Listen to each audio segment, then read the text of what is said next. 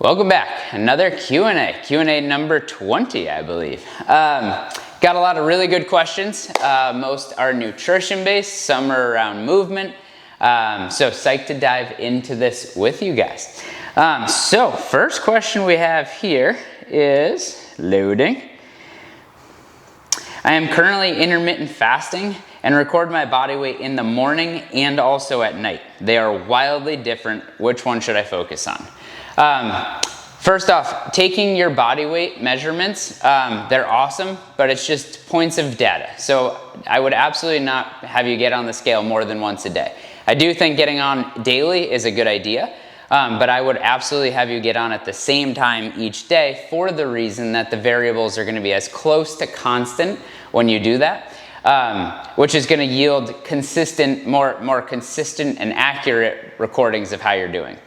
In terms of morning or evening, I would way prefer morning, like wake up, go to the bathroom before you drink anything, hop on the scale, record that data, and move on.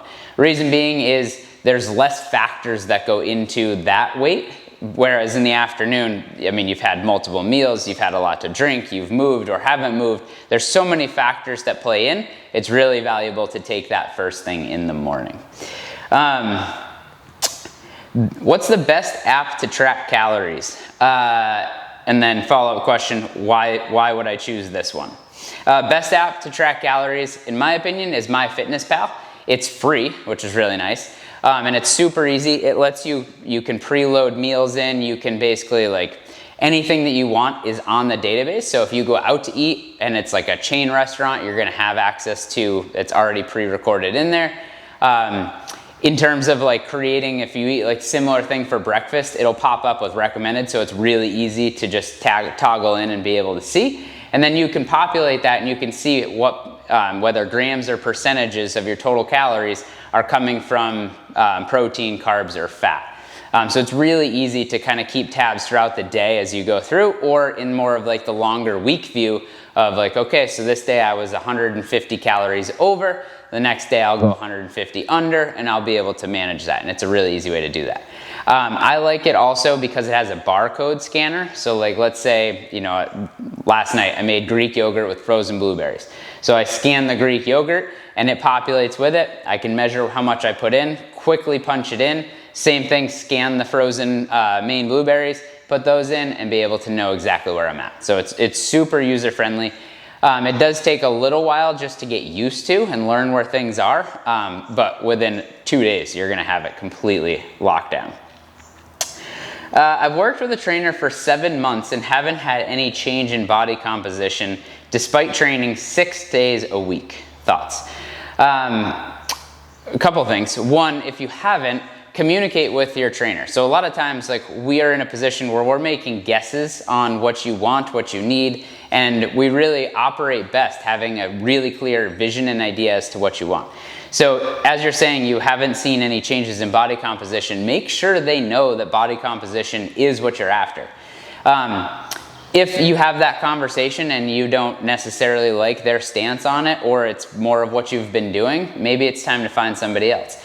But I would absolutely give them the benefit of the doubt and see maybe there's something that you can do or adjust to focus on that. From where I sit also, the training 6 days a week, while that's a ton of volume, what's gonna really move the needle for most people on the body composition changes is adjusting calories more than training.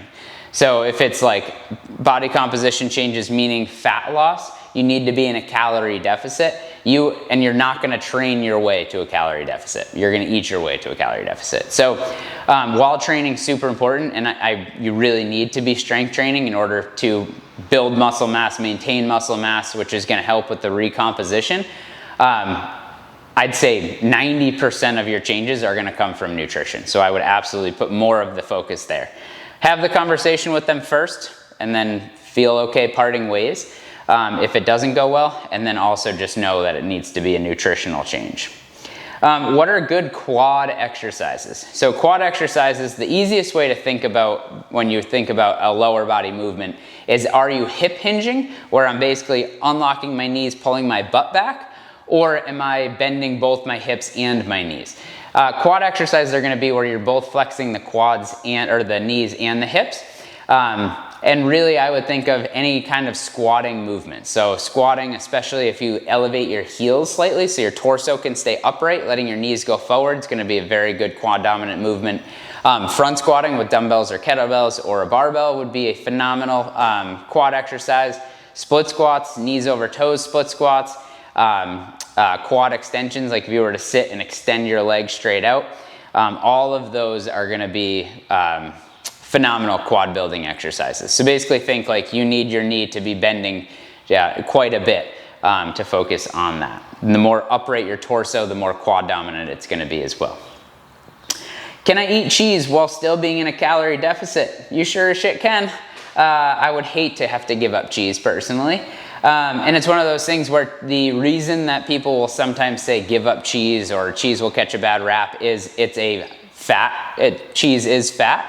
Fat is super calorically dense. So it's one of those things where when you use MyFitnessPal and you track this, you look at it and you're like, that's that many calories? Are you kidding me?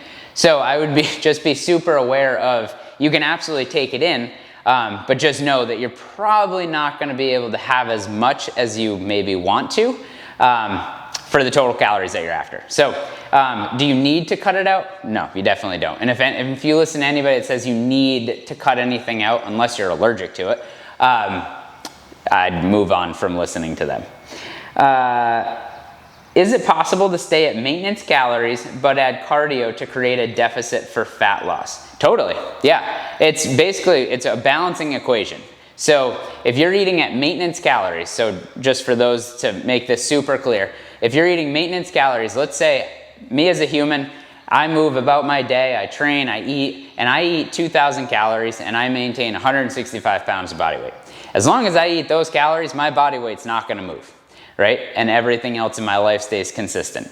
Now, if I eat those calories, but I spend half an hour of going for a walk or an hour going for a bike ride or getting on the rower or something like that, I'm not gonna burn an insane amount of calories, but I'm gonna burn 250, 300 calories potentially. So it's one of those things where if I were to do that on a regular basis, that's gonna bump me out of the 2,000 range because my movement's gone up and the demands on my body are higher. So as long as calories remain the same, I'll now be in a calorie deficit and I'll be able to lose body fat. The reason I don't typically recommend this right out of the gate, it sounds like you have a good understanding of what's going on, is most people think they can over-exercise their way out of a poor diet, which is never gonna happen. So if I go super hard and I kill myself in the gym for an hour, I maybe burn 300 to 500 calories. Like it's nowhere near what people think it is.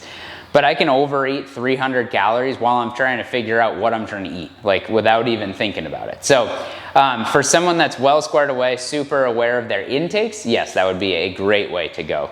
But if you're just starting out with this, I would definitely look at being aware of your food intakes before I would start tinkering with the exercise piece. Just to add another piece too, if you were to add the exercise piece, I wouldn't even add in like a brutal training session. I would do things that are increasing your NEAT, your non-exercise activity. So like mow the lawn, go for a long walk, go for a casual bike ride to the grocery store instead of hopping in the car, things like that. That'll move the needle quite a bit in terms of creating that deficit. Let's see here. When tracking my food, should I track fruits and vegetables?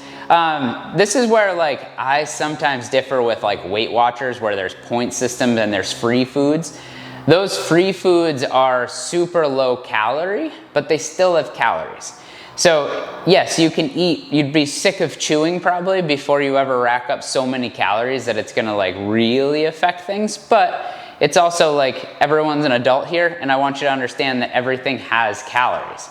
So I can absolutely eat my way to eat a ton of fruit and up my calories just from eating a lot of fruit. So it's one of those things where I personally, if you're gonna go through the effort of tracking, I would 100% track everything just so you're aware. And then you'll start to know like, okay, I can really eat an obscene amount of these types of vegetables for not a lot of calorie return, so they turn into a way, especially in a calorie deficit, to really feel like you're becoming satiated and full, to really feel like you're chewing often and you can have like a good sized plate. All of that stuff psychologically is gonna help you win in the process. But if you're gonna be tracking, I would track them because everything has calories. Let's see, how to work on my flexibility. I love this question. So movement quality is awesome. So one thing is, in your training, I would always express fullest ranges of motion that you can. And if you can't express a full range of motion because the weight is too heavy, I would way rather you drop the weight, go a little bit lighter, and move with the perfect quality that you can and to the fullest range of motion that you can. Then in terms of improving flexibility, we don't want to just improve flexibility. We want to improve flexibility and mobility. So your ability to increase your range, but then use that range to move. So a lot of times you'll hear me talk about CARs, which is controlled articulate rotations, which is a fancy way to take every single joint on your body through its fullest range of motion. This isn't going to do anything to improve your range of motion if you just do a CAR, but what it will do is it's going to imprint and continue to own the range of motion that you currently have, which most people, their range of motion as they get older gets smaller and smaller and smaller and smaller, because how often do you actually lock your arm out overhead or end in internal rotation with your shoulder? Not that often, so your body doesn't take the effort to maintain that. So you're working hard to basically maintain that range of motion.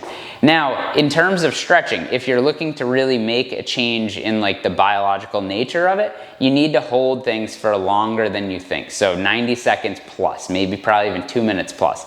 So I'd get into positions like a figure 4 stretch or like a chest stretch, whatever it is that you're looking to improve, and then get to a place where you're fairly comfortable. And then that way you can elongate the amount of time that you're there. And then you're gonna have to do some active work with that as well. So once you get out of that stretch, and you can even apply some force into, so like let's say I'm doing a chest stretch against a wall and I'm holding for 2 minutes, I can then start pushing as if I'm trying to push into the wall against an immovable object, which will deepen the stretch. And then once I'm done with that, without moving position, I'm gonna try to go the opposite way. So as if I'm trying to make my range of motion bigger. So I'm gonna then try to pull off the wall without moving anything else. And what that does, so I stretch in one direction and I activate in the opposite direction. And what that does is then that takes your stretched tissue and it helps you own the new range of motion. And then you do your CARs and you continue to just pattern that new range of motion. So that's how you improve your range, and then use it. Because if you don't use it, you're gonna lose it. So when you're moving through and you're doing your warm-ups and you're doing your training, I would absolutely make sure like sit in the bottom of your squat as long as it's pain-free. Make sure you're locked out overhead, maybe pause for a second overhead so you're not just quickly jamming out your elbow and trying to hit that extension but not owning that position. So as you can tell, I'm passionate about that. And if you have questions or anything particular that you're trying to either position or movement you do in CrossFit or training with me or anything like that that you're intrigued by, let me know and I can absolutely set that up for you as to how to work on that position. Next question. I'm going to Italy for 2 weeks. Good for you. Can I come? Currently a vegetarian and working on calorie cycling. How do I stay on track? So calorie cycling, for those that are unaware, is basically looking at a week's view. You can do this longer, but most people will do it over a week's view. And they'll say like, okay, day one I'm gonna be, if again, maintenance is say 2,000 calories for this example, they might go 2250 for one day, 1750 the next day, 2250. So it allows you a little bit more freedom as you go up and down day to day. And it lets you feel like you can be a little bit more social and indulge a little bit more. Not that I would view it as indulging, but you can have a bigger buffer on some days. And then days where you know that it's well within your control, you can go down. Other people will do like 5 and 2. So instead of tracking Monday through Sunday, I'll have people start tracking on either Friday or Saturday, which are typically your higher days for the weekends. And then you then basically create that deficit Monday through Thursday to get back down. All of that works well, but it's managing the total amount of calories through the week in various setups that lets you stay at maintenance or in a calorie deficit. So in terms of going to Italy for 2 weeks, how do you stay on track? You enjoy the fact that you're in Italy. Unless you're training for something that you either need to make a weight for an event, like a wrestling or Brazilian Jiu-Jitsu or something like that, or training for like a figure contest, which is probably not the person that's asking this question, I would say you're going to Italy for 2 weeks. How often does that happen? Fucking enjoy yourself. Please, just enjoy yourself. If you do want to create some guardrails or parameters in which that you can live for that, and in that, then I would absolutely say the like 1, 2, 3. Every day have a big salad. Every day have 2 pieces of fruit, and every day have 3 bottles of water. It creates guardrails. It lets you have a baguette and some wine. It lets you do those things, but you know that you're also getting like a protein source on the salad, some good veggies, you're drinking water, you're having fruit, you know, you're making better decisions throughout the day, and that's just gonna bleed into everything else. But again, 2 weeks, even if you go full send, you'll be able to reel that back in. And honestly, how often are you going? If the answer is you're going often, then this would probably be a different answer. But if it's a vacation that you're taking once or twice a year, please enjoy yourself. 2 more questions. I've upped my supplement intake and I'm not seeing any extra weight loss. What are your thoughts? Well, supplements are not geared towards weight loss. Supplements are geared towards supplementing your diet with something that you're unable to get or can't get enough of. So I wouldn't view supplements as like you're taking whatever this is with the idea that it's going to elicit this response of you losing body fat. And if you're buying something that is promoting that, it's probably just caffeine to give you like a little bit of an up, maybe make you move a little bit more, and they're stealing your money, and I would slowly back away from that with your hand over your wallet. But I would just view it as that. Like supplements would basically be, you know, adding in things that you're unable to get or get enough of the quantities needed from your diet. That's all. Last question. I have one side that's stronger than the other. Do more reps on the weaker side? This is a good question, and there's a couple different schools of thoughts on this. My general sense with this is any unilateral movement, so one arm, one leg, is we're always going to have imbalances. There's not a single person in the world that's completely balanced, and it's good to pursue becoming more balanced, but I wouldn't get so lost in the weeds that that's the only thing you're focused on. The greater the imbalance, I'd say oftentimes the greater the vulnerability, but you're never going to be perfect, and striving for that is probably not the best use of your time. In terms of in a training session, like let's just say like an overhead press. Let's say I can overhead press a 35 on one side for a certain number of reps and I can't on the other side. So instead of starting with my dominant side where I know I can do those reps, I'm going to start with my non-dominant side or my weaker side, and I'm going to do what I can, trying to choose a weight that's for the rep range that I'm in after, and then I'm going to match it with my dominant side. Basically, let's push the non-dominant side as far as we can, get good quality work, and then circle back to the dominant side where we can move through that. So that's the first reason. Second reason why I like that is there's a thing called global fatigue. So let's say I'm doing a single arm press and I'm doing my dominant side and I move through it. Let's say even if at fresh I can do my non-dominant side and hit those same reps, I've accumulated fatigue from having to brace and squeeze my butt and stabilize while I move through my dominant side. So I'm now working in a fatigue state from my non-dominant side. So I'm already at a deficit before I even start. So in terms of moving forward, I would have that deficit be on your stronger side. So always start with the non-dominant side and then match the reps with your dominant side. I don't think you need to go anywhere beyond that. So super good to be back doing a Q&A. Fire away with any questions. I've had some amazing follow-up questions from these. So if you're curious as to, you know, this made sense, that didn't, curious about the mobility, anything like that, I love doing this stuff. So let me help you. Fire off with some questions. Thanks, guys.